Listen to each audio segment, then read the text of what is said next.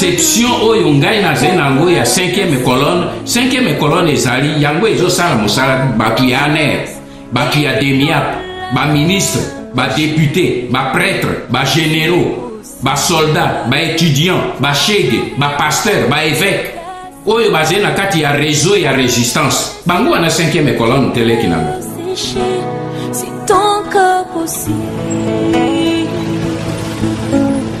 C'est possible de retrouver la joie brisée, d'oublier la honte. Nani oyo ayebisa bino que c'est le conseiller spécial Ngbanda moto amemeki Museveni epai ya président Mobutu. Moto moko na Congo na monde ayebaki yango te, c'était un secret d'état. Ngai moko nde moto na révélé bino yango.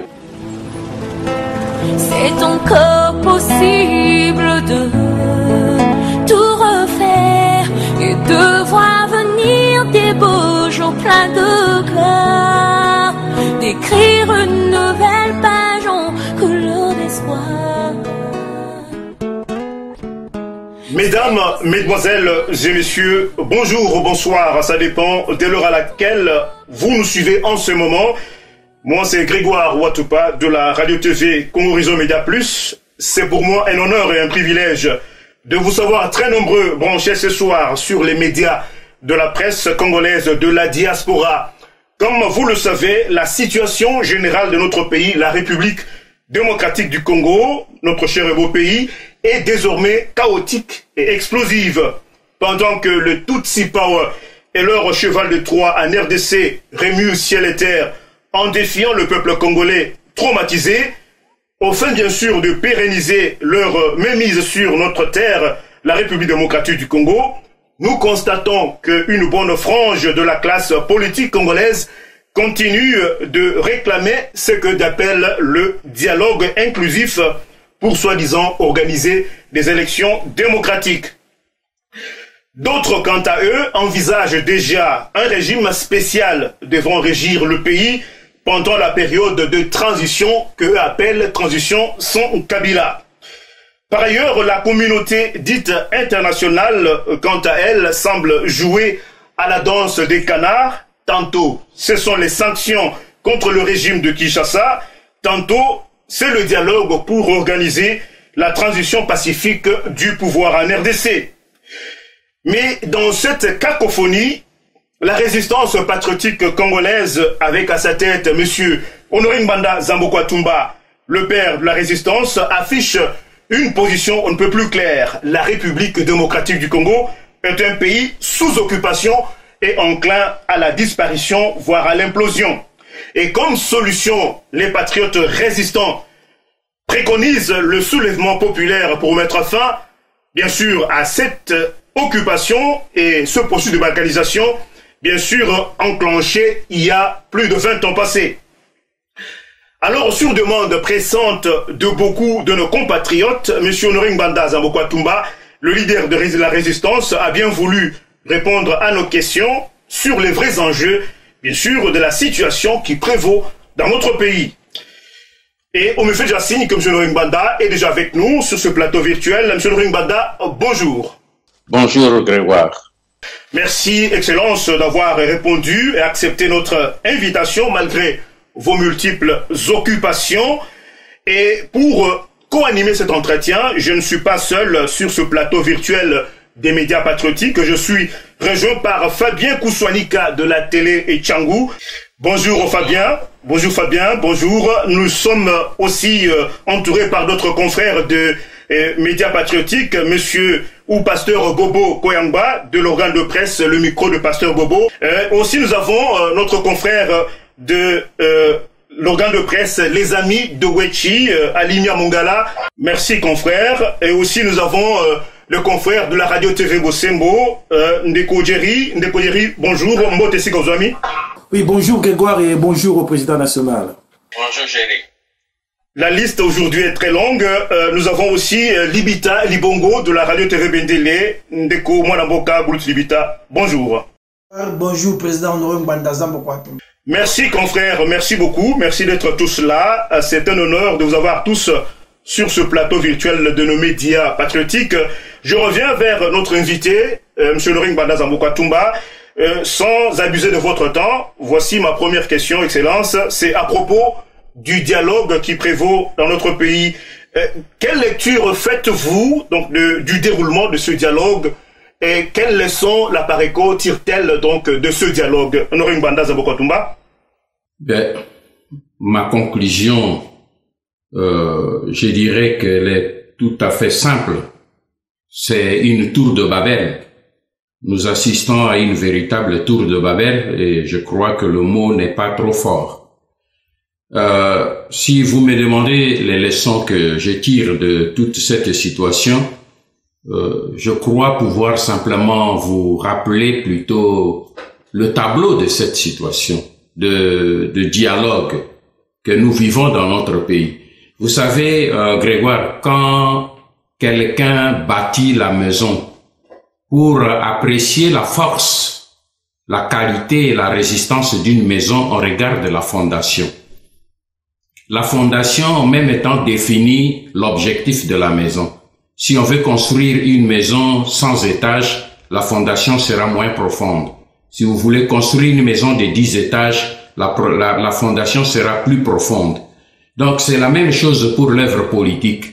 Si vous voulez juger de l'œuvre politique, l'œuvre d'un homme politique, il faut chercher la motivation. C'est ça la fondation. La motivation va vous définir aussi ses objectifs. Qu'est-ce qu'il poursuit en fonction de ses motivations. Et c'est ça qui apparaît au travers de ces préparatifs. Remontons un peu dans le temps pour voir l'organisation de ce dialogue. Vous verrez qu'il y a eu 2 temps.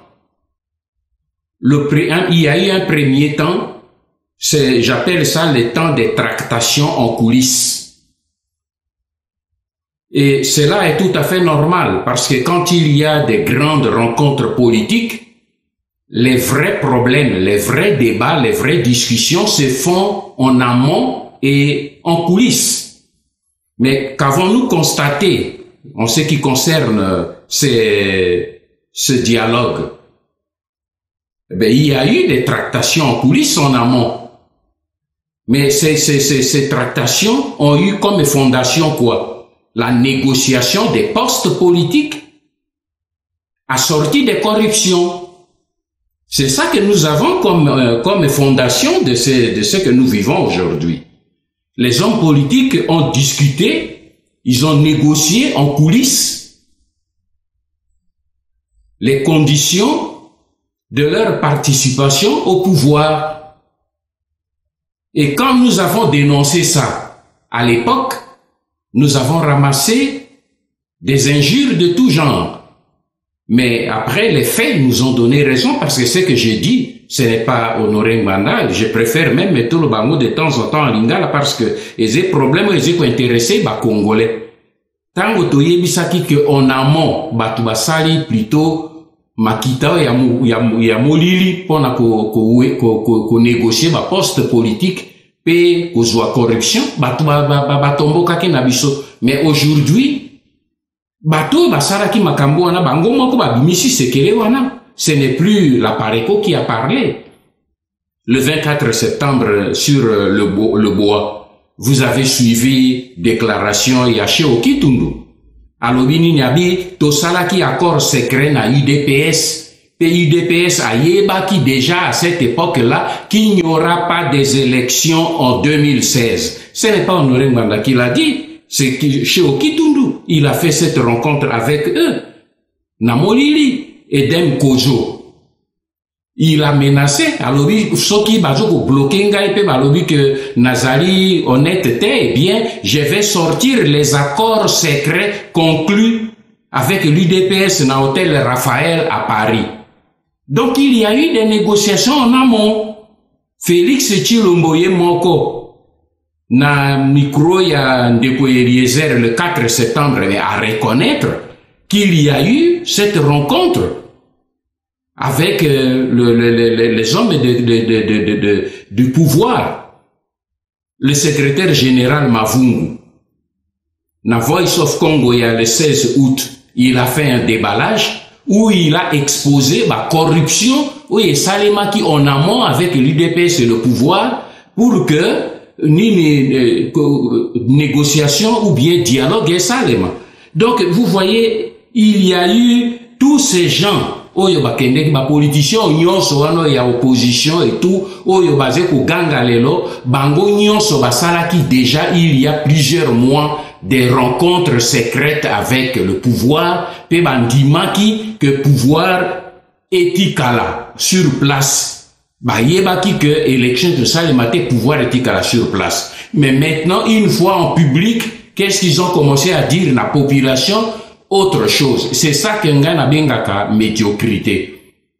C'est-à-dire, tout ça, la politique, on dengue tout ça, basaraka na 1960, on ne dit pas la vérité au peuple, en coulisses, on fait autre chose, et en public, on dit au peuple autre chose. Quand vous voyez au public, il va dire, bon, voilà, le 19 septembre, il faut que Kabila Bengissa, a convoqué, conditions pour organiser l'élection. Tout en sachant qu'il y a ça les matins. Mais ils font des fausses promesses, le 19 septembre, il faut maintenant les élections et bande. Le 19, il faudrait que Kabila kende. Alors tout ça la transition avec ou sans Kabila. Alors qu'en amont, ils se sont entendus autre chose, ils ont reçu l'argent. Le problème c'est quoi? C'est que tout imbroglio autour de Babel, et Outinanine. Ça vient d'une situation simple. C'est que l'opposition a reçu l'argent de Kabila à la main gauche.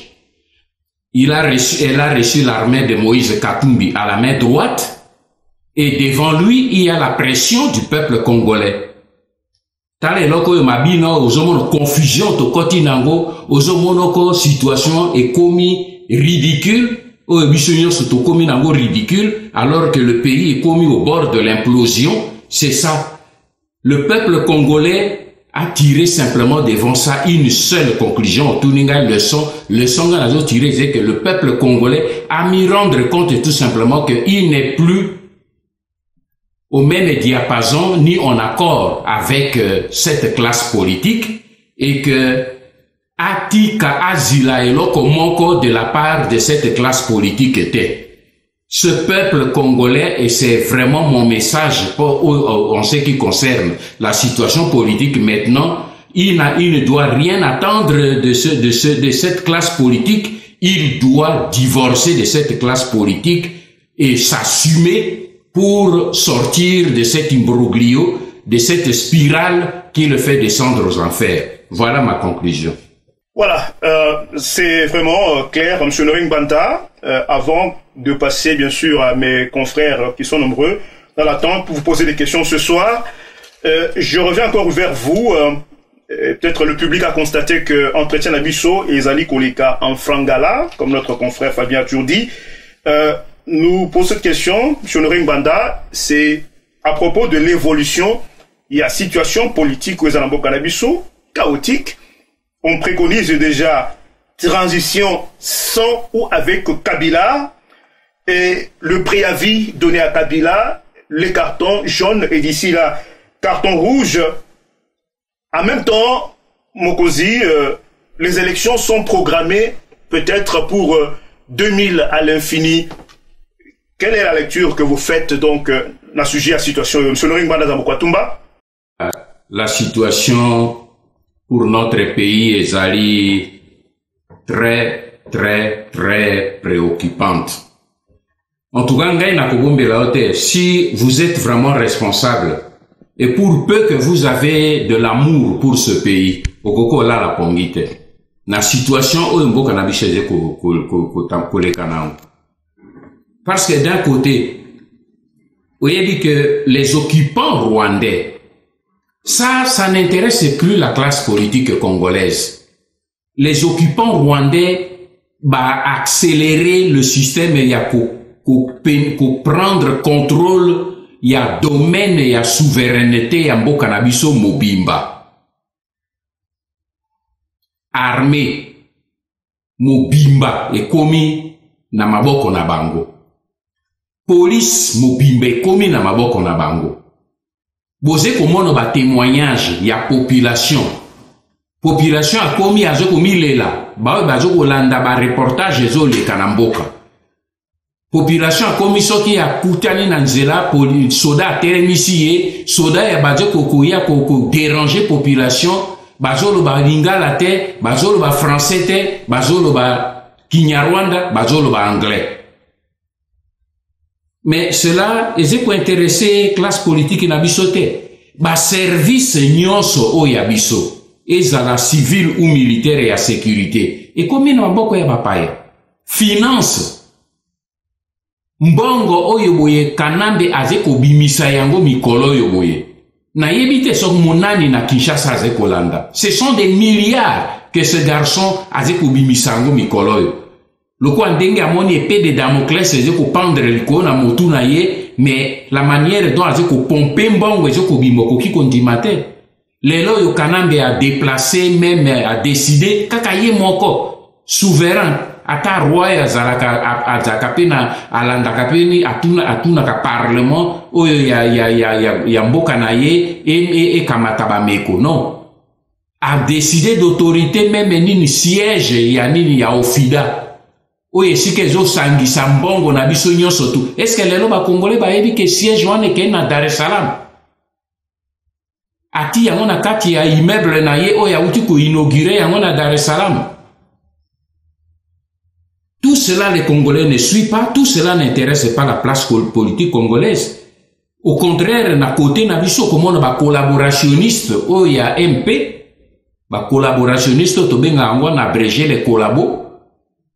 Bangonde bato ba Jessica nini au créneau ozomona bangonde bato ba komi bazo ko sala bouclier autour de Kanambe, alors que opposition de son côté ndenge to yebi salabino est commis complètement laminé parce que infiltré et détruit de l'intérieur par les agents rwandais de l'occupation. Toyebi sakabino bondima kate musala ba Vital Kamerhe ba eko sala. Mais maintenant bozomon na résultat na ngo ndenge ezeko salema. Toze na opposition na mboka te. Instauration au bazeko sala ya chaos à l'est du pays. Le scénario oyo ezeko leka kuna oyo bakamati sud soudanais bakotisi bango na mboka pe na biso. J'espère qu'on va en parler tout à l'heure. Ah, on a juste simplement qu'au signaler ba fausse menace oyo boye Museveni azeko sala likolo ya koya na mboka na biso pote ya kokota ba préparatif oyo ba Rwandais bazeko sala pona koya kokota. Mais de l'autre côté ozeko mona que sur le plan international et pas na biso le Congo, la République démocratique du Congo est comme un risque que ezala terrain il y a affrontement entre les deux superpuissances et bandits commis reconstitués maintenant, avec la remise Yanine et à Russie sous président Poutine sur la scène internationale, tension ezali non seulement en Syrie, biloko boze comme on a avion de chasse et bandits ko survoler mboka na biso et tout, ba navire de guerre ya Amérique et yé ko mouillé en face ya biso. En face ya Congo Brazzaville, ni Angola pe mai na biso, ba ye pona Congo Brazzaville te, ba ye pona Angola te, ba ye pona mboka na biso. Bozolanda nini ba mot d'ordre ba pesi pona ko évacuer ba personnel diplomatique na bango, ezala ba britannique, ezala ba français, ezala ba américain. Parce que ba oyo bato bazalaka na vie na bango ezena talo, ezeka ka bato na bango. La vie des Européens a un prix, alors on les fait sortir. Parce que les bombes vont tomber pour tuer les nègres, ça n'a pas de problème. Mais maintenant, bazo joua précaution pour la bimisa bande kona bango. Mais tout ça, c'est un signe, que la situation d'enge salemaki na ba Irak, na Syrie, na Libye, yango est commis préparé pour salemé na biso. Mais dans tout cela, le pays est au bord de l'implosion. Mais qu'est-ce qu'on voit au niveau de la classe politique et Namboka Nabiso?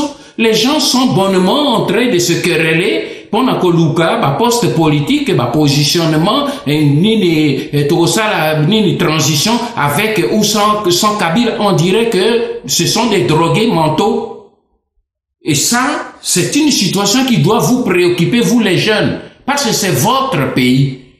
Parce que situation toujours traversée mikolo so ki bino bomi occupé nango pona mboka na bino te baleki nangai lobby vous n'aurez que des larmes pour regretter le pays le plus beau, le plus grand, le plus riche que Dieu vous avait donné et qu'on parlait au passé. Il vous appartient d'agir maintenant, de se réveiller maintenant parce que la situation yo tuningai na nyosoana la situation, je vous dis, nous allons droit au bord d'une implosion. La menace est de l'intérieur, de l'extérieur, parce que les enjeux, Yaminene, entre les superpuissances qui se reconstituent maintenant, Topasaki 30 ans, il y avait maintenant une Tozaki simplement la puissance monolithique, mais maintenant, le rétablissement du conflit entre deux superpuissances, Ezekozonga, et les enjeux risquent d'être la République démocratique du Congo. Et je crois que au courant de cet entretien, nous aurons l'occasion, Yakokote et Layango en profondeur. Je vous remercie. Merci Mingi, Mwanamoka, Honoré Banda Zamboko Atumba, pour ces réponses on ne peut plus claires. Et commis parfois, donc moyen, Ongaïna, je t'établis, Nazongisa, ou bien Nasa la Cap, Nazongi pas Baninga Nangaï, Oyo Bazalina Bamédia, Moussous patriotique, en l'occurrence Alimia Mongala, patriote ou confrère, Nazongisi Malobepa Nayo, pour Nawayo Mituna. Merci Mingi. Merci Mingi, Grégoire, la Négo Pessingaï, Loba. Ils allaient vraiment essayer de mener à Kouta Lelo, président Honoré Ngwana, pas tourner au Slola, je crois que Bandiko Bélé, Bandali Kozila, quand même, Lelo, on va précision et délai par rapport à Mituna ou Bandali comme Mituna. Alors, on a Mituna Nangaya Liboso, on a Botuna, président Honoré Ngwana, toujours dans la situation politique, à Mouka, les a évolué, les a bokindé. Tout moni, principal parti opposition, bien que tout moni, le président Honoré Ngwana, zone opposition, peut-être dans la communauté, mais tout moni UDPS, au bazoubé le principal parti en opposition à Mokanabiso, et ça côté les la régime Wana ya Kabila. Président Tshisekedi Yemoko le logo tout le monde vraiment a durci vraiment ton aïe, et même Mazako fait appel donc dans soulèvement populaire, ceux qui les logo yo Kabila a respecté en tout cas la constitution, c'est-à-dire que ceux qui le comité le 20 décembre a quitté le pouvoir des peuples en tout cas une fois que Malaliba pour la gouvernement. Est-ce que par rapport vraiment à cette évolution, par rapport à ces changements donc d'attitude, est-ce que les locaux doivent espérer finalement union entre UDPS là à Pareko pour la Bengana finalement Joseph Kabila a évité président de Merci Mingi Leki Alimia. Nauta qui répondre na Grégoire tout à l'heure. Na lobby soki olingi koyeba pe ko apprécier action ya un homme politique. Luka oyeba motivation na ye nini pe objectif na ye nini. Et si ko oyeba valeur ya action d'un homme politique yangoana. Motivation pe objectif. Et loko nini azeko Luka. Et loko nini tindi ye atelema. Pe eloko nini alingi a atteindre. Oseko lo bake balo bango bazoko benga pe soulèvement. Mais leki na yozei mokomisango. Le rassemblement a outi kosa la réunion conclave na ye. Est-ce que yo tangi conclusion ya conclave? Conclusion ya conclave ezainini. Nga nazana ngo sous les yeux. Oka eloko conclave a bengisi.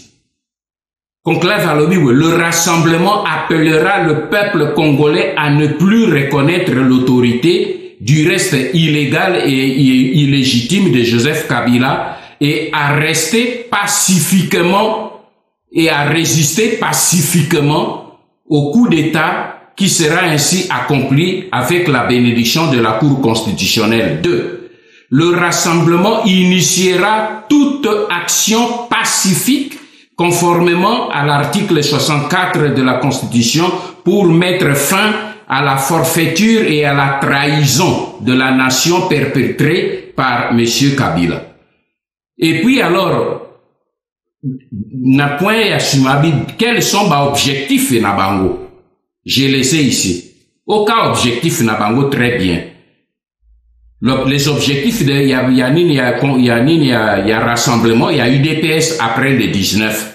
Le rassemblement souligne la nécessité de définir un régime spécial devant assurer la gestion du pays de manière à organiser sans tarder les élections dans le respect de la Constitution des normes démocratiques. Le rassemblement réitère son appel à la communauté internationale en général et aux Nations Unies en particulier pour leur implication plus active et concertative à l'Union africaine en vue de créer des conditions favorables à la convocation et à la tenue d'un dialogue véritable, crédible et réellement inclusif. Il dit, ce dialogue devra mettre autour de la table deux parties, les participations aux discussions de la cité de l'Union africaine d'un côté et le rassemblement et ceux avec lesquels ils partagent la position de l'autre.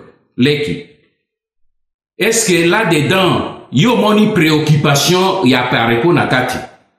Makambo na uti kolobela yo tout de suite là, sur l'occupation, sur le danger, sur les institutions qui sont complètement sous le contrôle des Rwandais. Est-ce que yo moni préoccupation ata moko na bango sur les quatre? Et puis les deux, les kinangai, omona wapi un soulèvement, une résistance pacifique à l'occupation. Au monde à mon ambokané. Au Kotangilanga, un cas de l'histoire où il y a une résistance pacifique. Barbare a outi ko kota na mandoki na mboka na yo.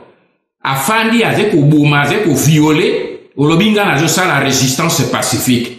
Motoye a koti na ndako na yo. Bandi à main armée. Afandi a violé moi na bana no ya basi a violé moi si na yo azeko piller biloko no na ndako lobi ngana fandi libanda na tomboli oleme na josa la résistance pacifique yo mona yango wapi leki nanga pe na oyo nyonso na uti ko yebisa bino ke soki to sali quelque chose te to ko rater mboka na biso bana oyo boye bazalaki na bana ya changu totindaki ba jeune mosusu pe bazaki na kati bakendeki pe na nini na limete na nini na conclave batunaki Tshisekedi question consigne nini opesi biso consigne Tshisekedi apesi bango yangoyo tango bazongi bayebisi biso pe nakanisi bango moko babibisi yango ekomi ezokotambola na ba réseaux sociaux abalobi papa makambo bolobeli biso oze na raison tokoki kozila rien et pas na papa oyo alobi na biso le 19 octobre totere me biso nyonso tokende ko présenter nini kanambe carton jaune pe na le 19 décembre tokende ko présenter carton rouge leki nangai Ouane zeko sakana na makila ya bana Congo te boyebi très bien que bateau basé en face na biso ze ba barbare bo moni ndenge bateau wana ya homme politique ndenge ba bengi saki peuple qui ya kabo kitana nzela to kende pa to obligé ye asala élection bana wana tango bakiti na nzela bakendeki na ba procri ya élection te ba lobaki cri nini ba Rwandais bazonga na Rwanda. Donc, bana wana ba komi na kanda ya mboka na bango ke ba paya ba bima na mboka na bango ba kende. Omoni ndenge décalage ya discours pe ya attitude komi entre peuple na classe politique.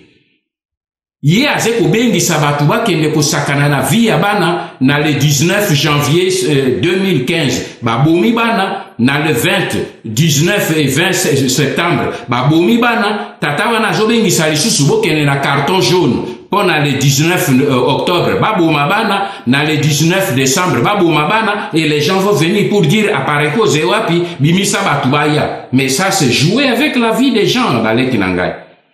Ces gens ne disent, biso apparaît quand osé intéressé, na makambo ya ba gouvernement, ya transition, ba régime spécial, te problème ezali moko pesé monene devant biso surtout, et tout le monde sait ça. Le vrai problème ezali wana que ba Rwandais, ba ye ko fanda na mboka na biso, pe ba lobi ba ko kende te, ba lingi ko tika mboka na biso te. C'est ça, le problème est très simple. Ce sont des barbares.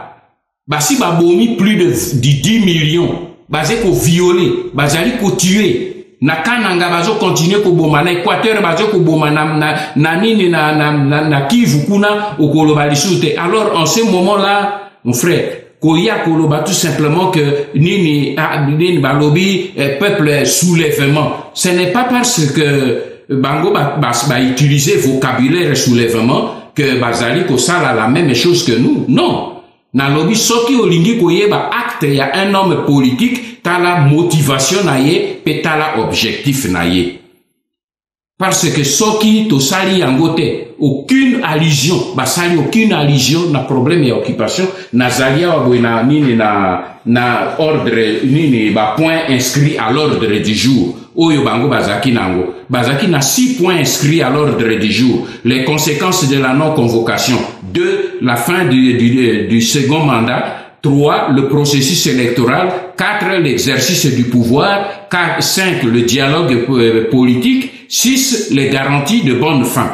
Nulle part, situation ezali ko ya menace monene ezali na est.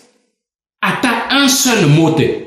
Ba désarmer armée nabiso par les armées rwandaises et ougandaises na miso na bango na Kinshasa, même au Kapi a commis yango, RFI a lobby yango, basé pour désarmer les camps militaires, les camps policiers. Bon bango bazo luka imperium ya ko kende ko zwa pouvoir, mais imperium ezalaka armée te, mais bazo désarmer ba soda na bino, bazo désarmer ba camp militaire, garnison militaire ya Kinshasa mobimba désarmer et tikali na place nango ba soda ya ba paya. Yo maintenant bino ba congolais bolingi ko zwa pouvoir, beaucoup exercer yango comment, beaucoup commander par Rwandais.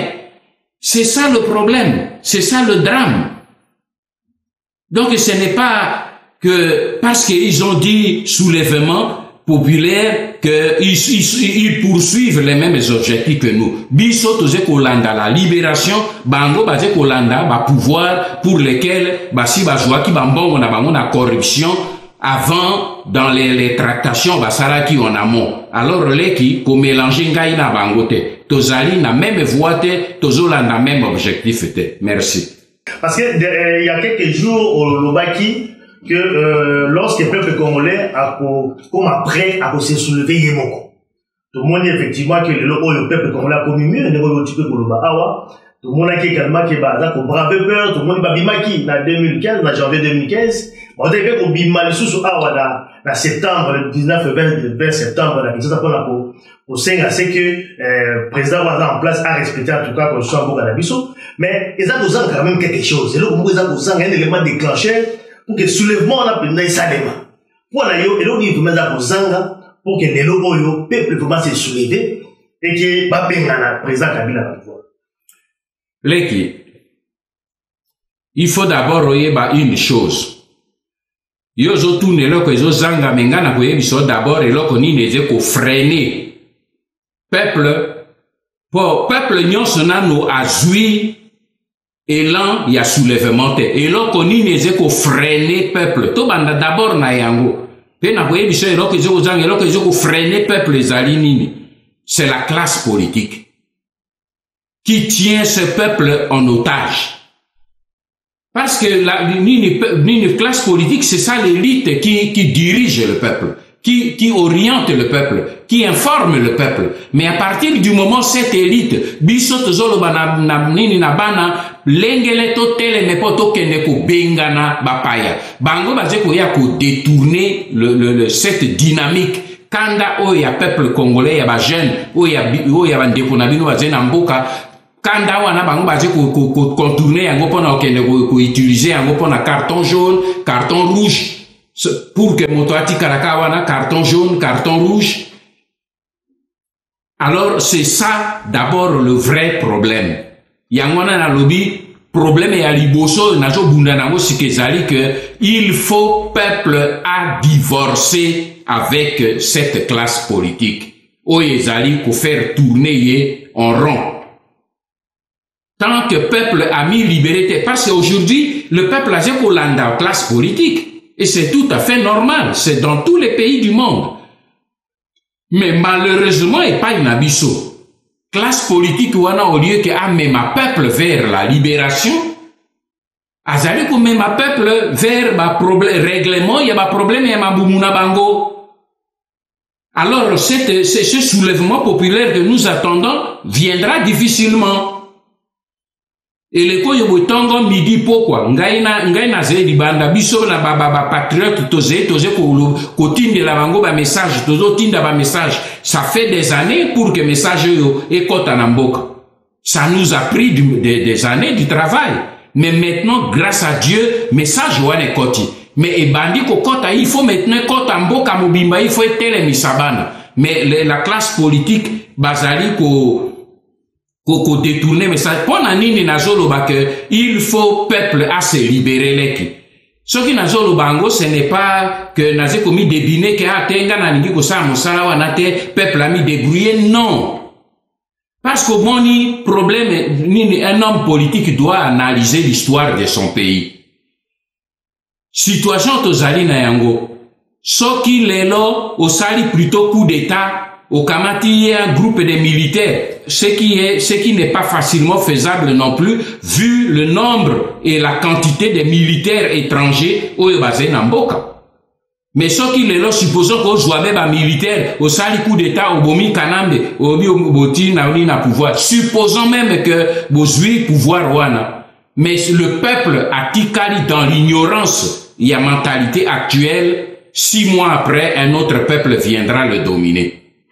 Il faut changer la mentalité du peuple. C'est pour ça que travaille ngai nazo sala na kati ya pareko avec les patriotes résistants ezali le travail ya matea ya côté pour que la mentalité ya peuple ait changé. Peuple à comprendre que problème ya mboka basakana kana yangote. Problème ya mabele basakana kana yangote et que situation yo toze nango so to komi na passe boye et outil parce que nini biso to négliger nini mboka ba kosi biso mais ba paya baye sous prétexte que ezalaki ba congolais baye ko libérer biso mais ba kotiseli biso ba paya na to kota nango tout à l'heure na ko zongela bino pona ko talisa bino encore que vous comprendre que nous sommes tombés, le peuple est tombé dans le piège. Il faut maintenant que la mentalité à peuple ait changé. Alors et là que tikali moko est que peuple a joie conscience collective. Il y a qu'on se libérer dans prise. Il y a des hommes politiques pour que na kanda ya kozwa alanda lisusu te soko atelemi ote bokenende ko pesa carton jaune bongobozonga na ndako bokendo pesa carton rouge bozonga na ndako ezala le peuple soko atelemi alobi toze suna besoin ya montoya ya kolobela biso nite tozokende droit vers les objectifs ba objectif ya nini ya ba institution toke droit vers tango peuple a aucun vers ba objectif wana la situation changera. Parce que tant on a dit le peuple, il y a là le peuple, les civils, les militaires, les policiers, ils sont tous dedans. Tant que bangonyo se va pour ça la jonction wana makambo eko changer. Merci beaucoup. Merci président. Motuna misa piasuka pour la faire ça ma collègue là tout ça le à plateau. Motuna sous des alliés boye président de Rwanda. Na ndenge bat malanda kayo ba mona kayo oza ko s'opposer na ba schéma nyoso des alliés présentés pour la mobilisation pays na biso na situation za le logo. Et c'est la schéma présenté par l'opposition congolaise, et c'est la schéma présenté par la communauté internationale, yo boya kanyoso, au régime kanyoso. Mais ce que vous voyez, c'est sur le logo, schéma na yoza ni, oyo yo limike, tout kenenango, pour que tout libérer mbo canabiso, et puis, garantir nos anango, pour affirmer biso le logo, que schéma dans les le meilleur. Na kozala droit et bref et de direct avec vous. Schéma nangai soki yoze mokomisango soki olandangai je crois que aussi au mona schéma nangai ezaki na bitap minene misato pe etika ito le kanetape ya minei yango tozo kota nango sika etape ya liboso ya schéma nanga na bandaki nango nini c'est l'information kope sa peuple information sur le vrai problème pour ce qui peuple a yebi la vraie problématique et a mal au Congo a souffrir nangote les kinangai c'est impossible que to résoudre le problème. Ce qui moto a ko souffrir na cancer yo lo a yebi te ka souffrir na cancer azo kaka ba malaise azo continuer ko zo aspirine a kobika jamais. Ça là examen yebi ça est que ozo souffrir na cancer pe au pesi et qui se contre cancer. L'information. J'ai écrit des livres. J'ai fait des cassettes. J'ai fait des conférences pour la koyebisa que mbo cannabiso ezali occupé pe na fournir bino ba document ebele sur information na yami balé na identifier bino ba origine. Ya toujours na cadre ya nini ya information na identifier bino ba origine. Ya mpasi oyo toze nango origine nango ezali nini ezali kita ya mboka na biso soko tozo souffrir lelo soko Congo mboka na biso ezaka pauvre mbe toze na problème ata mokete mbe tomona ata Rwandais moko te tokomona américain moko te tokomona nite mbe toze na problème te mais toze na problème à cause de nos richesses.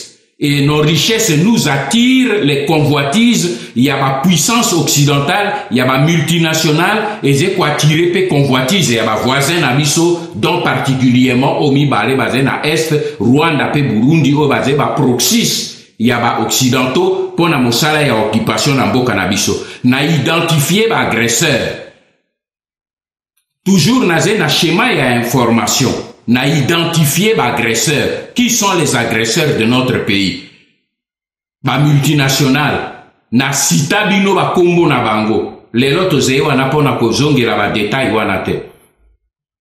Na fixé ba agresseur. Na kati na mboka na biso. Na Afrique. Ezali Paul Kagame na Rwanda. Museveni na Uganda. Baze na ba allié na bango. Oye baze kwede bango pe bazaki kwede bango pona ko occuper mboka na biso na bimiseli bino document pona ko talisa comment ba ramification ya occupation wana eze na mboka na biso na ti ba biloko nyonso tout ça c'est le schéma ya liboso des informations pe na bundi na information wana na passé la deuxième phase, c'était la conscientisation. Il faut que les Congolais aient conscience, il y a gravité, il y a menace. Ça a été aussi un travail dur. Il faut que les Congolais aient conscience et la responsabilité devant l'histoire. Il faut que l'élite congolaise, jeunesse congolaise, a responsabilité, a senti responsabilité, Yakobi Manakati a torpeur pour à réagir. Voilà, deuxième étape, où il y a conscientisation, Nazakinango, et après, une étape où on a une étape, il y a impulsion, on a impulsion patriotique. Ou on est ici to bandi ko travailler bana na kati ya libanda pe na kati ya terrain, c'est-à-dire banda ki mosala ekomi à peu près maintenant secret ko détecter ba catalyseur, ba meneur, ba groupe et ba animateur politique, ba spécialiste o ba koki ko sala ba bisala à gauche à droite pour que n'étape ya mine yo to zenango lelo étape, il y a action, et ça, avec encadrement, avec accompagnement, avec jonction, avec cloisonnement, synchronisation, parce que j'ai problème, il y a Kinshasa, il y a problème, il y a Lubumbashi, il y a Katanga, il y a Kivu, Nord Kivu, Sud Kivu, Équateur, Maniema, il y a problème, il y a Kasaï oriental, Kasaï occidental, il y a problème, il y a Kinshasa, il y a problème, il y a Bakongo, il y a problème, il y a Bandundu, il y a problème, il y a Mboka Mobimba, Mboka Monene. Le travail est immense. Il faut maintenant que tombo la bana wana nyonso ko organiser bango pour que na ezala na ba kati ya ba camp militaire, na kati ya ba camp policier, na kati ya ba campus, na kati ya nini ya ba société, na même na kati ya ba gouvernement, na kati il faut partout nini les Congolais au bazo prendre conscience batelema. Et les 3 étapes on attendeli yo mosala yango ezeko continuer nyonso mine ezo salema au même moment parce que l'information continue parce que tous les Congolais ne sont pas encore informés. Oyebi très bien que na mboka pe na biso mboka eze monene pona ko toucher batu nyonso eze difficile. Et ça la même libanda, il y a beaucoup de Congolais basés dans la diaspora. Yo kaka bayebi eloko nini internet te yo kaka pe ba radio ya poto et pa ba fandi te baze ko vivre na poto lokwa bazo vivre na banganda ya Tchangu na Kinshasa. Il faut aller les toucher eux aussi. Et c'est pour cette raison que nalobi mosala wana na zé sur na yango parce que c'est la seule voie, la preuve les kinangai. Combien il y a ba dialogue aussi au sale. Balobé yuno ba élection. Combien il y a ba élection aussi au sale. Toye bisaki bino que nous sommes devant les barbares. Tosé devant un pays occupé. Devant un pays occupé, on n'organise pas les élections. On organise les élections 2 fois. 2 fois, tolobaki bokolonga ba élection ba opesa bino imperium te. 2 fois bolongi ba élection, 2 fois ba pesi bino imperium te. Balobaka na lingala, poche ya zoba ya nini ya zoba nde batiaka po maboko mbala mibale. Abasi ba kosi bino mbala mibale. Pourquoi bokotuna na bato mosusu te?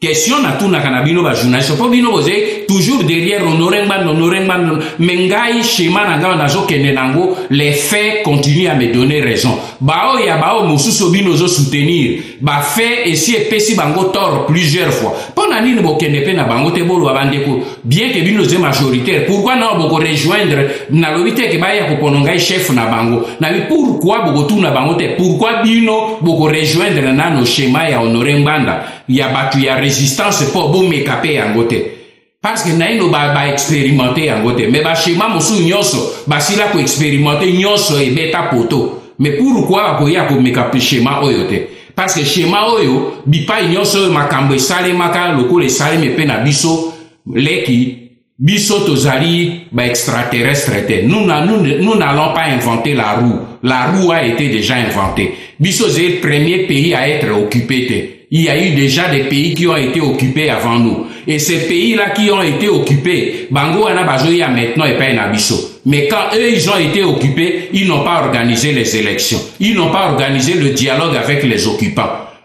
Ils n'ont pas organisé le dialogue avec Pétain, ni avec Hitler. Ils ont combattu.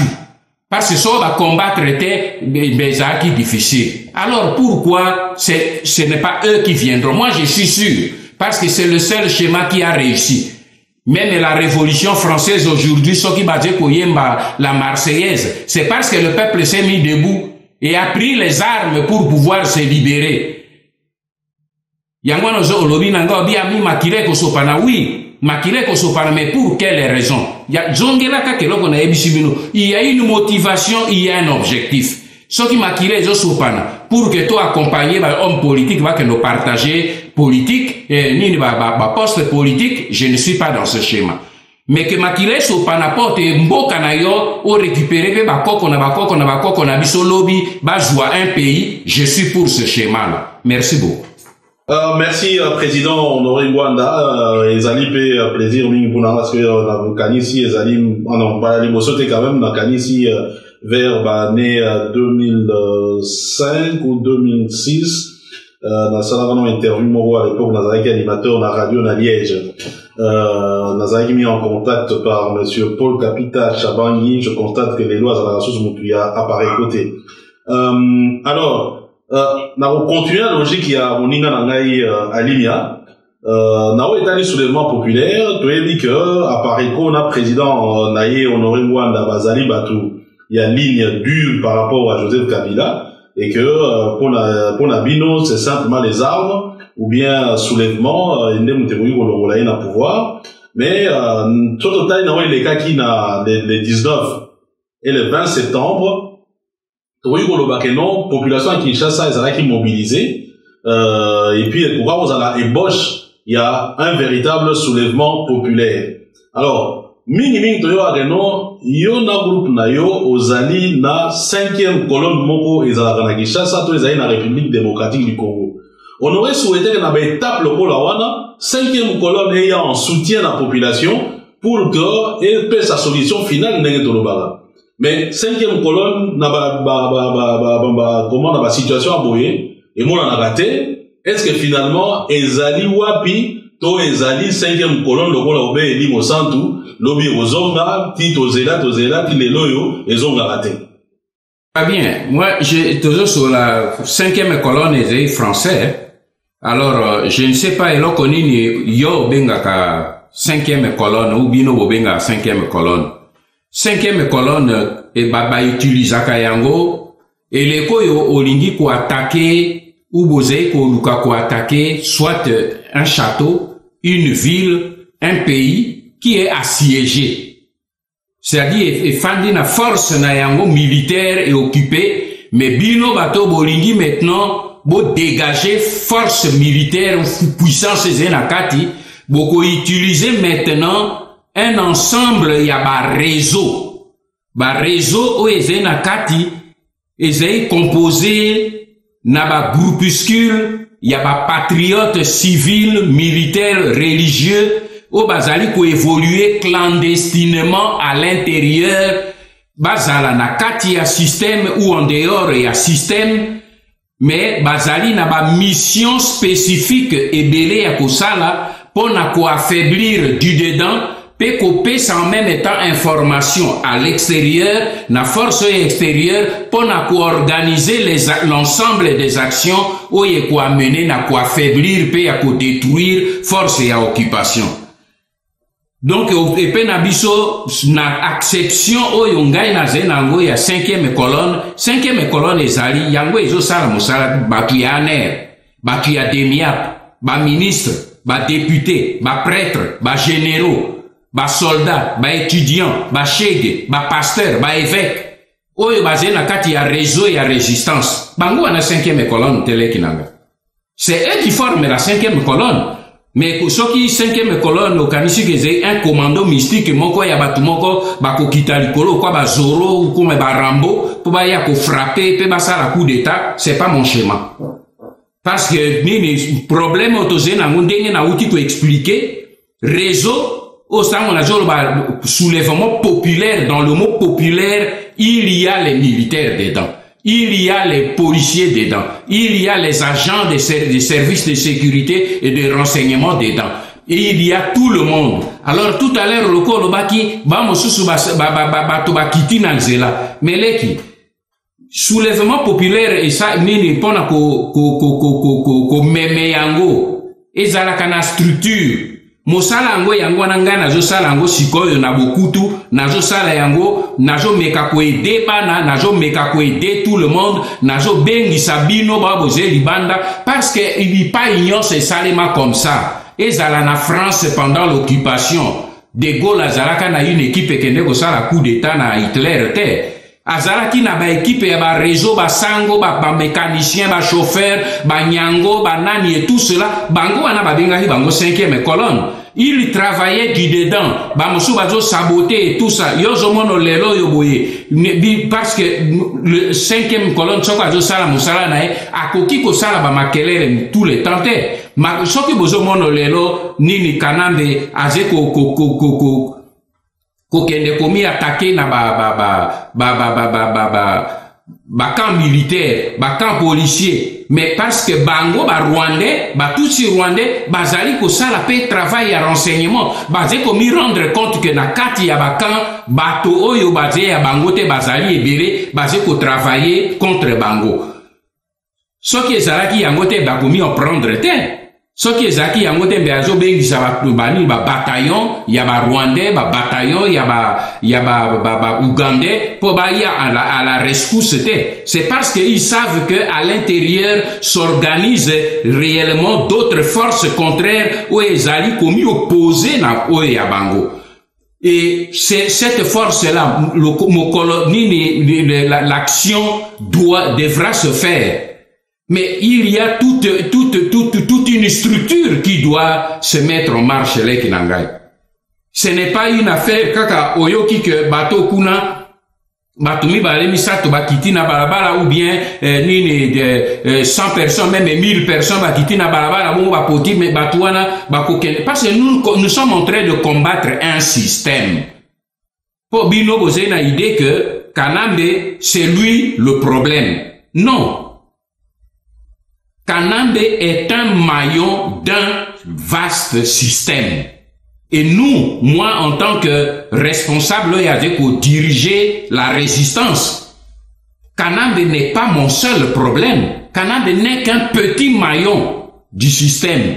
Le système est vaste, il faut que Bino intérioriser le problème. On a ce qui était combat, Laurent Désiré Kabila Moto, Bango Bayaki na Alobaki Nini.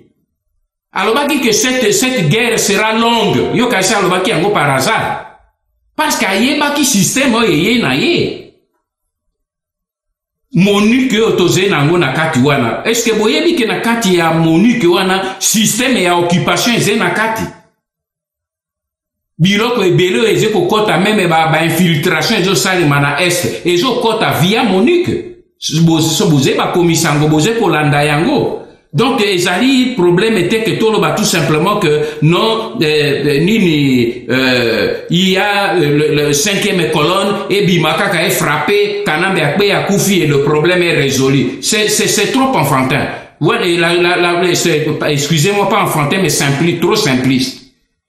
Le problème n'est pas simple, le problème est complexe. Il y a Mwana Loba qui en répondant à la question qui tout à l'heure, qu'il y a un problème, il y a information. Et c'est ça que je fais avec vous. Et je suis heureux que nous puissions échanger ça aujourd'hui. Il y a un problème d'information. Certes, nous sommes en train de développer le réseau. Nakati ya 5e colonne, il y a un réseau Oyo Ezali ke Kokakoya à la rescousse. Mais ce n'est qu'un réseau, mais le vrai travail de Konangai, parce que derrière Kuna, il y a les puissances extérieures qui sont là. Et Batouana Batele Makakaka Soki ba moni que c'est le peuple qui est debout. Et les lois soko moni bango bakomi kondengba c'est parce que ba moni que le peuple congolais est debout. Yango no moni sikoebwe bazo luka ba schéma kili ya kotinda ba avion pour ba luka ba créer situation soit à Libye soit à Irak pour que ba perdre le contrôle de la situation te. Les problèmes est simple te kokanisate que nini tozé na situation normale où il y a un dictateur quand il y a maintenant 30 ou 40 commandos ba kei ba bete massa c'est à Koufi la dictature est tombée, la situation est résolue. Non, nous sommes là face à un système d'occupation qui occupe le pays du nord au sud, de l'est à l'ouest. Pourtant on a bandaka ko bele la na 2001 soki batu ba yo kakanga ba telema na 2001 c'est chez moi, faisable. Et moi aussi, j'avais cette idée dans 2005-2006. Mais tango bandeko ya biso ya basoda otolinga kosa bakoka kosa la misala wana. Problème est justement ya qualité ya ba congolais. Bato e bakoka kosa la misala wana na bambula wana, bato wana nyoso basomba bango. Toze wapote to bwaka mabanga liko na batute. Basomba bango. Ba mususu ba joie ba pété sur makila ya bana na bango ba tekisa mingi ba boma bango po ba ndeko na bango ba teka bango. Alors les circonstances n'étant pas les mêmes, nous avons un seul schéma, ezali schéma que to mobiliser population na biso mobimba et na kati ya population il y a des militaires, il y a des civils, il y a des prêtres, il y a des religieux, tous ensemble. Et en ce moment-là, je suis sûr et certain, en nous organisant avec des logistiques et les côtés bana bazai na frankuna ba mama bazola babiloko pona koya kotinde la bango ba mikate kotinde la bango ba nini okanisi que bato bazo sala benini appel pour ba kendo pesa carton rouge carton jaune mais bazo lengere biloko wana te bango bazo bengisa batuka ba bimana nzila ba ebi ke batu bakokufa mais l'essentiel batu bakufa communauté internationale a crié pression et salema ba ça la réunion ba pesa bango ba poste. Je ne suis pas dans ce schéma là non plus. Je crois que c'est ça mon problème. Merci beaucoup. Merci, Président Honoré Ngwanda. Alors, les lois soki soulèvement populaire et salemi et que Simbi, conséquence nango résultat il y a liboso ezali oyo bato rassemblement bazali ko proposer donc comment régime spécial parce que logiquement régime spécial et koyi kobima soki soulèvement et salemi parce que tant bato bazolo ba régime spécial ou bien ni Kabila pe côté kuna vandi niente azo kota ndenge ni le 19 décembre to le 20 décembre hier ko kotika en place to me quand ko rêver ce qui va réussir et que effectivement régime spécial est côté en place le 20 décembre dans la République démocratique du Congo. Ce qui suppose que Joseph Kabila a Rosala lisusu te. Na minute wana position ya Honoré Ngwanda na Pareko et Rosala ndengeni. Akoya pour participer na gouvernement et Rosala mapoye gérer mboka na régime spécial wana organiser l'élection. Donc peut-être akoya na yete mais à collaborer quand même pour que makambo etambola na ndenge elongobani. Position Rosala ndengeni. Leki Fabien. Toyo Canabien. Oyebi apparaît quoi les partis politiques étaient. Oyebi par nini ezali mouvement et résistance. Vocation et ngai mutuna koki pour apprendre yo yangote. Vocation ya parti politique ezali koluka ko accéder na pouvoir même avec des compromis et des compromissions. Mais vocation première ya pareko ezali ko débarrasser Congo na système d'occupation et de balkanisation en cours. Leki, quand vous dites que, supposons que Kabila a le sous-souté, est-ce que na négociation wana, soko tali lelo na, otali na kati ya site ya pareko, tobimi selibino, na sali yango, na tobimi selibino, liste, une partie à liste simplement, il y a des généraux, des officiers supérieurs rwandais, oyo va occuper le sommet, il y a commandement, il y a armée nabiso. Les qui osent na poto. Au monde, par exemple, en France, et ça se fait dans partout ailleurs, ceux qui va voter chef d'État et Asika, na remise et reprise, ba mi retiraka avant la cérémonie na nini salle de commandement et si kazo kende ko pesa ye ba instrument de souveraineté ba kende ko pesa président ezaka entre autres nini par exemple o ezaka symbolique ezaka code nucléaire o ekoki ko déclencher cela veut dire bazo pesa ye symbole ya commandement de l'armée lekinangai. Et plus particulièrement en Afrique, aucun chef d'État, aucun gouvernement ne peut prétendre que Azali ko gouverner, ce qui a ko commandé armée. Aujourd'hui, armée n'a biso ezo commandé yango James Kabarebe, yo yebi yango très bien. Pe a placé ba Rwandais nyonso na nani la tête ya armée n'a biso. Dis-moi un peu Fabien entre nous. Ba ye bati premier ministre yango imperium nini ya kozala na yango devant nini panel mobimbo ya ba généraux pe ba officiers rwandais ba kolongola bango comment pe ba ko commander armée ndenge nini parce que bango ba y un objectif était que ba fanda na biso ba y un objectif que ba kamata mboka na biso ba kotike na biso mboka wana ndenge nini leki. Tout raisonner parce que l'objet rêvons un peu. Moi, je n'aime pas rêver. Moi, je préfère plutôt poser des questions sur les réalités de notre pays. Je me pose la question simplement, côté que la premier ministre wana pouvoir ya ko diriger économie, finance parce que kamati nani na finance kuna nyonso tu ezena maboko na bango. Nini banque centrale na maboko na bango. Ye premier ministre wana azali na imperium te pour que akende ko pesa parce que imperium ni ba kozana force de commandement que ceux qui opesi ordre ba boy otindi ba soda otindi armée otindi police ake ko intervenir ozai ni na police ni na armée na commandement na yo. Dis-moi un peu cette armée dans ce gouvernement dont on rêve va commander comment. Moi j'ai été dans le gouvernement, j'ai été ministre de la défense, je sais de quoi je parle. Et je crois que yo yebipel de quoi je parle. Alors moi je ne sais pas, je refuse de rêver, de faire un rêve. Moi j'appelle ça un cauchemar. Parce que en ce moment, tu commis réveillé, tu koya pour retrouver tout simplement que mboka ese. Moi, la Pareco se bat aujourd'hui sur des objectifs qui concernent la libération les Kinanga.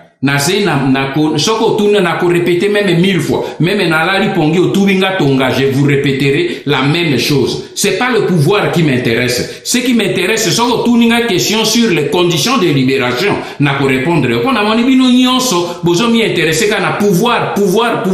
Mais l'impérium qui fait le pouvoir n'est pas entre nos mains. Alors pouvoir en on a besoin bozo du on a Congo beaucoup exercer en comment, dis-le-moi. Comment? On est entre nous ici. Merci beaucoup.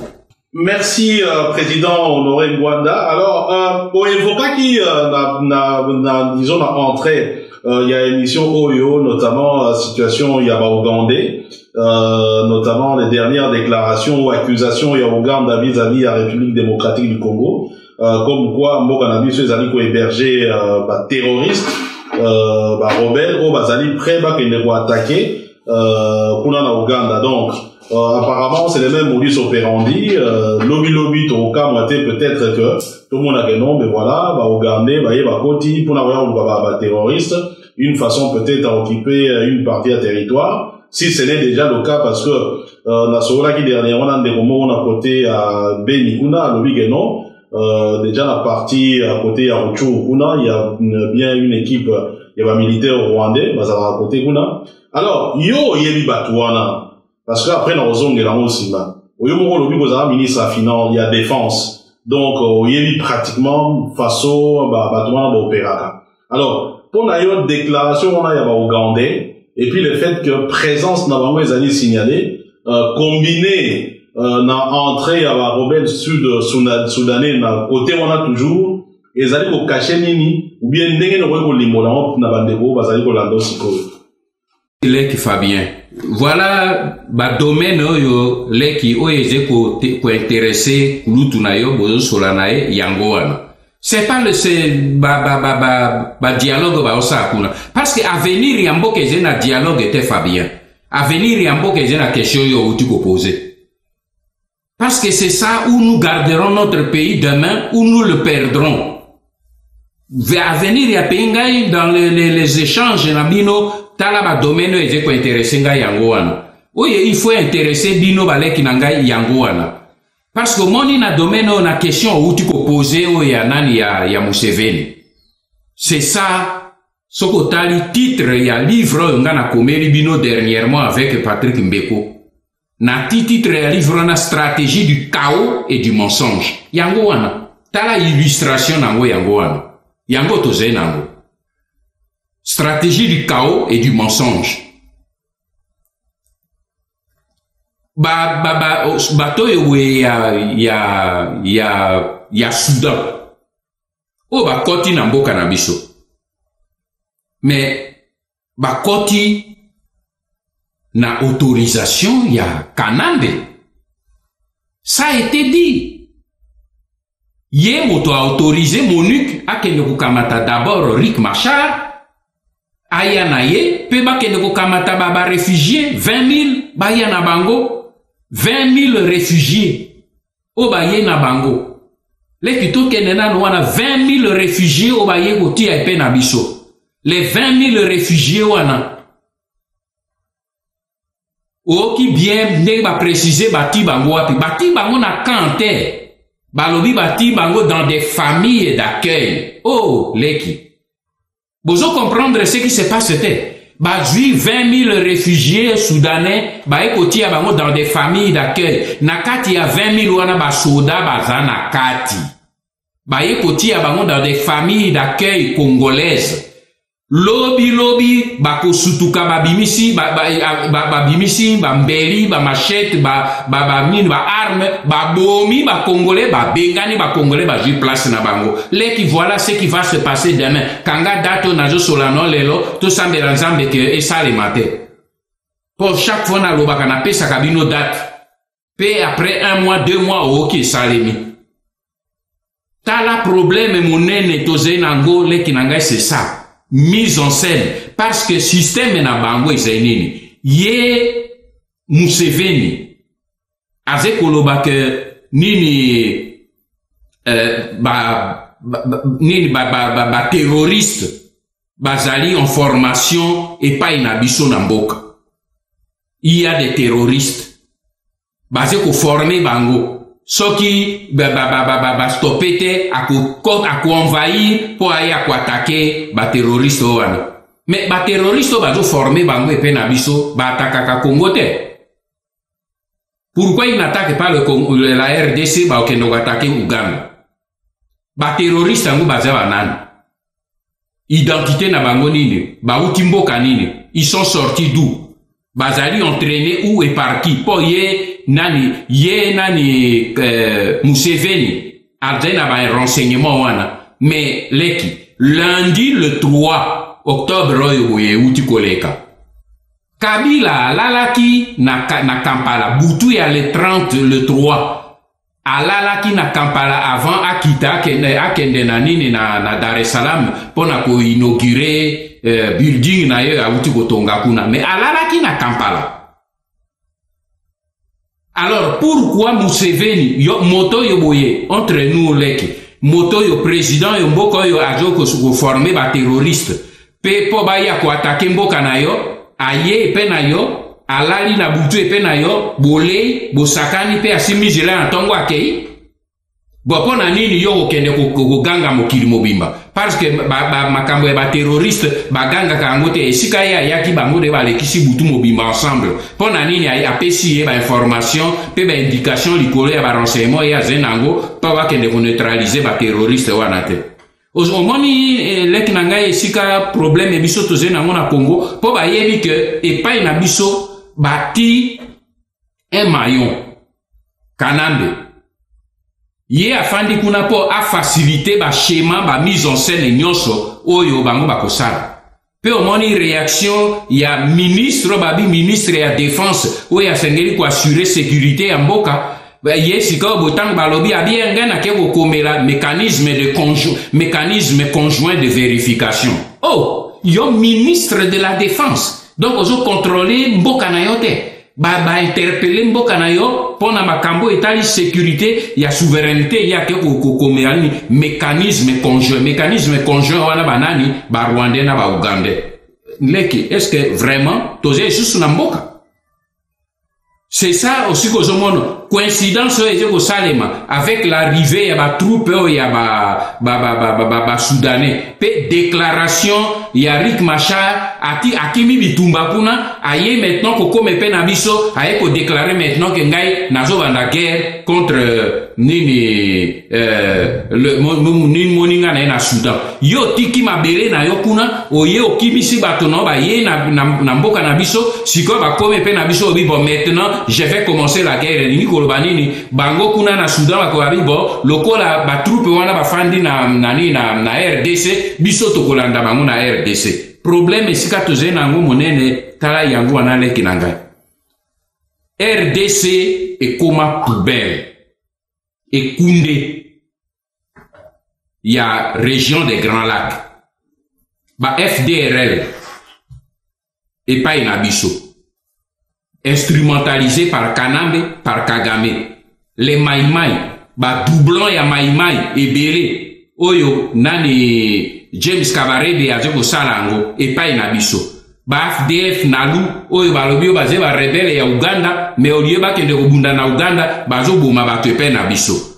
Ba Mbororo ba éleveur ba grand pilleur ba sopani epai na biso. Ba faux réfugiés ya balobio ba Banyamulenge ba komi ba mi multiplier ba komi 100,000 ba jogolengele ba ya kosopa bango epai na biso ba banani ba tutsi oyo ya Rwandais bazalaka nani na Tanzania amoni likama wana abengani bango ba mema bango nyoso ba sopa bango epai na biso pe ba 20,000 réfugiés soudanais ko na uta ekoloba na bino ba sopi bango epai na biso leki na ngai. Bongo mboka ngo ya biso to fanda katoze biso na Kinshasa classe politique na makambo yo nyonso bino boze ba komisango botuna kabango te po songa na zolo babazo ba peut-être que naze prétentieux mais na éviter soki bino okoki kolobela ngai lelo bo convaincre ngai que o ngana ze koloba ezali fausse préoccupation ya solo ezali ko partager pouvoir na Kinshasa ou partager pouvoir na Kinshasa tozo perdre tout l'est du pays parce que ezali stratégie na bango otolobaka stratégie ya chaos, c'est-à-dire so ba lingi ko envahir mboka na biso ba créer bango moko chaos et pona ko créer désordre ba ko se servir na nani na cheval de Troie na bango ba tie pe na biso kanambe so ba tie alors sikabia toye maintenant ko tie ordre ba banini ba FDLR ba attaquer ba menacer toye poto tie ordre mais okomona jamais résultat oyo bango ba présentaka na mokili après. Le seul résultat c'est leur présence chez nous, c'est le pillage oyo bango bazo kosala sur nos ressources. Donc question otuni wana ezali une véritable question de préoccupation pour un patriote qui se soucie de l'avenir de son pays. Et c'est de ça que biso na apareko, moi en tant que leader ya apareko pe ya résistance tala combat ya nini ya libération eze yango wana parce que soki bino zo kanisa que combat ya libération zo concerner Kinshasa bozo mi tromper. Le vrai combat ya libération eze ko concerner 80% effort nangai eze côté est kuna. C'est pour cette raison que tous les dossiers oya est kuna na landakango grâce justement na 5e colonne oyo tuni. Parce que kuna 5e colonne eze ko tambola makasi pezo sa mosala moko ya makasi. C'est pour cette raison que tozo landa situation wana pe tozo telemisa bana ba jeune eza côté ya est kuna na zene sengo po ba jeune bele ba ze ko telema mais na ze ko senge na bino lokwa boze ba komisango telemisa ba jeune baleki na ngai bo telemisa bango ba joie conscience ba baze na Kinshasa ba comprendre que kuna ezali memboka na bino ngai yo nazoloba je suis à des milliers de kilomètres de Goma mais Goma ezema bele ya koko na ngai. Donc je dois me battre pour ça. Merci beaucoup. Merci président Honoré Ngwanda, président ya Pareko na nani na bokebi mingi. Alors tokuti kotanga Museveni, tokuti kotanga Uganda. Nani na rappeler le moment que tangu Laurent Désiré Kabila yaki batebele ba sepelaki ba yambiye quelque temps après tant ba moni pasi ba moni que non ba moni makambo ebele ba fongoli biso ba koma ko ba so batangi batu mususu. So batangi Laurent Désiré Kabila bia yemuta memela biso makambo. Mais yo ozalaka autour de la ministre ya défense. Ozalaka pe le premier flic ya Zaïre, lelo ekoma République démocratique du Congo. Alors, tango makambo wana ezali kobongisama pour Laurent Désiré Kabila bima. Pour le to komanda to komi mboye, yo muto sengela ki omona po kengela mboka. Question liboso omona kite ndengeni. Yami mbale na kati wana. Yo moko na maloba na yo so balandi ba témoignage mususu. Olobi ke Museveni oyebi très bien. Yo kenda ozoye o présenter pa maréchal Mobutu tibino mubokenda okenda otie na Uganda. Ndengeni yo mona kite ke mutu oyo lelo akoma bureau ya mboka na biso ke mutu azali mutu mabe. Lelo tango tala kaye. Tango tali ndenge azoko na renge mboka na biso. Olobaka ke nini lobana mbakba yoka yo na ko banda d'abord na question ya liboso lobaki que je n'ai pas vu venir na ebitele ki problème monene bino ba congolais boze na ngwe problème de lecture.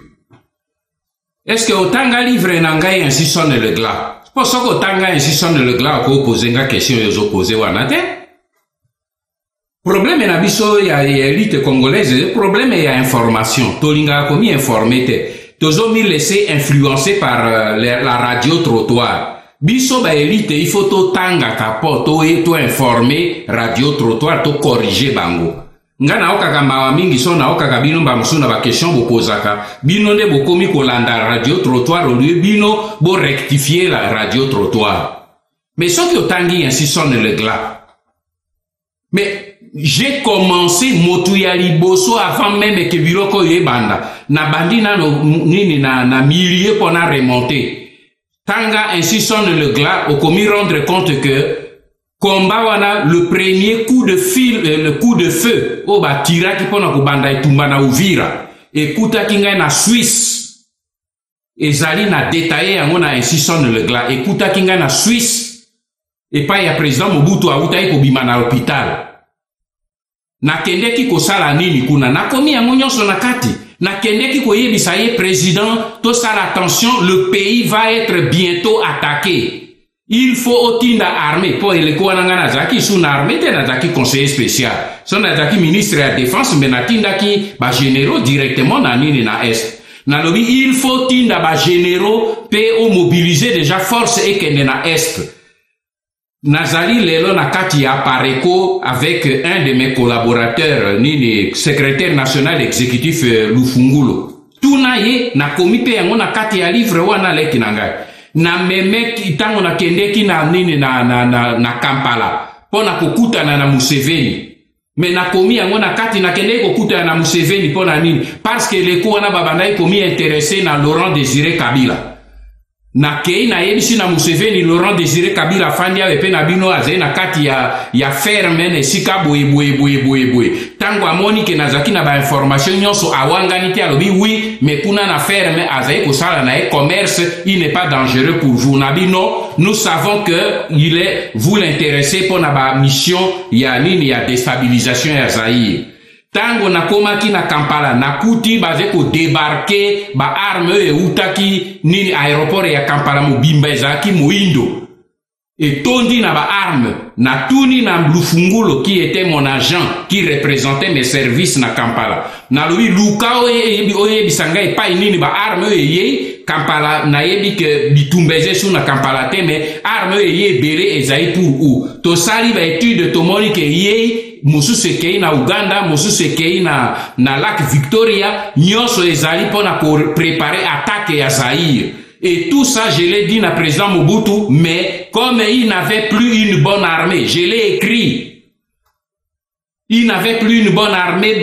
biloko nyonso ya pesa ki mbongo bibundeli na nini pour que babongisa bakende ko occuper est nyonso bateki ba généraux bateki leki na komi yango bino boningi kotanga te bolingi komi instruire te c'est ça le problème moi je savais ça depuis j'ai sillonné le pays pour cette situation tanga yango na ainsi sonne le glas ce qui n'a commis yango pas pour moi parce que moi j'ai vécu la situation c'est pour vous que j'ai écrit ce livre alors oze koya kotuna ngai makambo ya Museveni adenge nini ngai mutu na Museveni d'abord eloko ya liboso na nina tuna nani oyo ayebisa bino que c'est le conseiller spécial Mbanda motu amemeki Museveni et pas ya président Mobutu motu moko na Congo na monde ayebaki yango te c'était un secret d'état ngai moko nde motu na révélé bino yango soki nayebaka ke ezali likambo ya nini mbenga na komaki yango te ngai moko nde na révélé bino moto yaye ko révélé bino yango azali te motu moko ayebaki te luka na ba source nyonso c'est moi qui ai écrit ça na crime organisé mais nakomi yango pona nini leki en politique eze divination te basalaka politique lokwa boule de cristal te leki na ngai non politique eze boule de cristal te politique ezali art ya ko diriger mboka en tenant compte des intérêts de l'État na 1985 tango Museveni aye komona ngai pona koyebisa que azali ko réunir toutes les conditions pour mettre fin na guerre civile na Uganda leki na ngai Uganda connaissait 10 ans de guerre civile mais problème ezeni biso ce n'est pas l'Ouganda qui nous intéressait c'est pas Museveni qui m'intéressait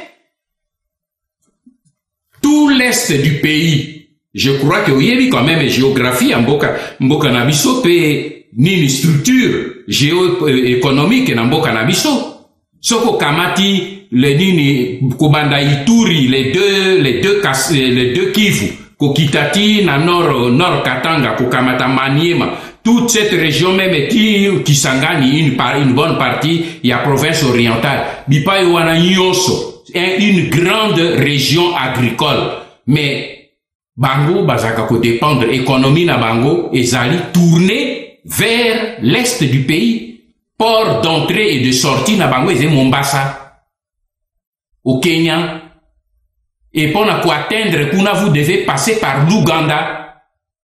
Et comme il y avait la guerre civile en Ouganda, toute cette partie en Bokanabiso, où ils allaient enclaver et comment tout complètement paralysé.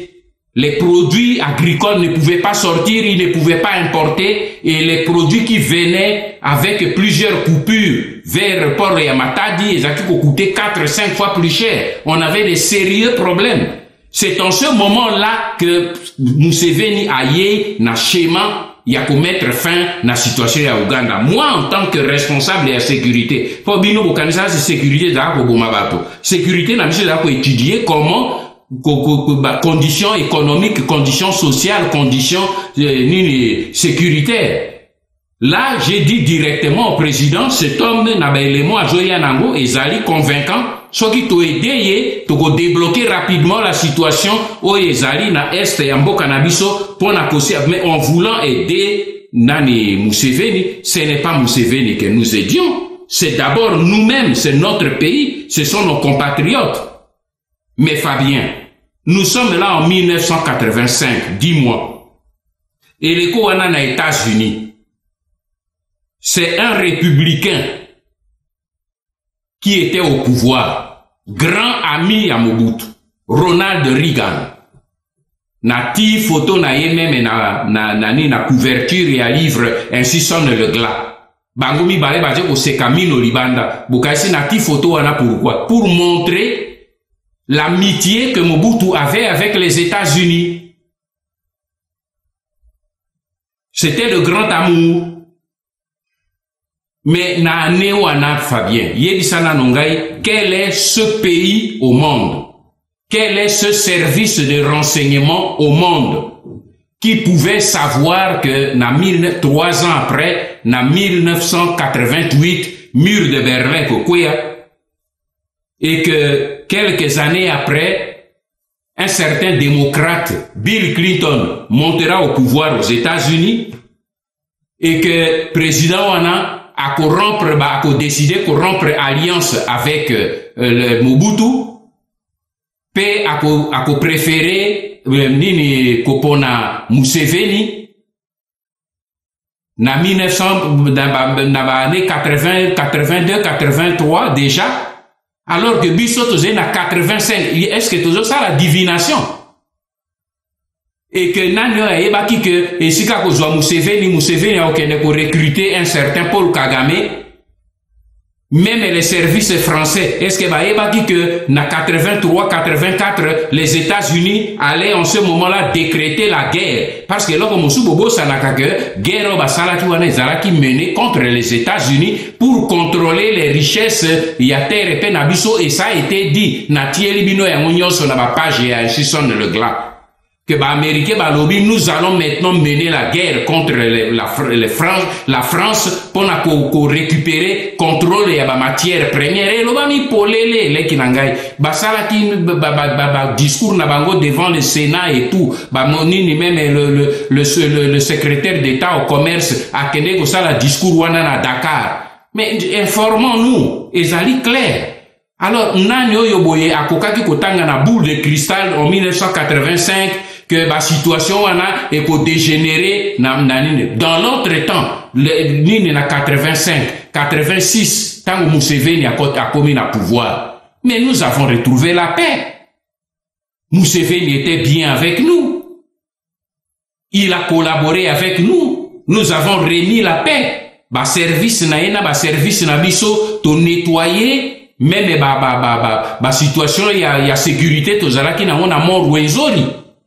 Ça a été de mener ba opération conjointe, ba aviation na biso ya Sukisa ezalaki ko kende ko bombarder avec l'indication Museveni azalaki ko pesa biso pona ko nettoyer la frontière na toutes les forces où il y a déstabilisation il a collaboré avec nous, même étant on a keneki ko monaye parce que oui que je n'ai pas vu venir la situation na keneki ko mona Museveni na Kampala. Tango na yebisi na bi, mais comment toi tu peux faire des choses pareilles na président Mobutu? Alors baki mi abino regardez ngai na zai alobi nanga polele a bombite alobi non biso toze ko sala mitindo ba américain ba tindi biso to sala tala ba condition apesi opesa na Mobutu yango na publier yango ezali na kati ya ba livre Fabien abi kende ko pesa Mobutu soko andimi ba condition wana nini guerre ekotelema. Moi je lui serai toujours reconnaissant pour tout ce qu'il a fait. Il y a des choses mais ezala ki ba secret d'état na bimisi biloko wana nyonso na komi po na bino. Alors tango tozo sala makambo wana na 85 yo nani yango yokoki kokele koyeba conséquence ya makambo ekoya 10 ans après na 1995 leki na ngai. Yo mobali oyo obali mwasi no aye kokosa yo na mobali après 30 ans de mariage. Baya ko reprocher yo que ndenge nini yo tango bozaki na fiançailles yo au mi rendre compte te que mwasi na yo a ko tromper yo dans 30 ans. Ou leki ata olingaka motute. Mais ayez au moins le bon sens parce que Descartes à l'objet c'est la chose la mieux partagée du monde. Merci beaucoup.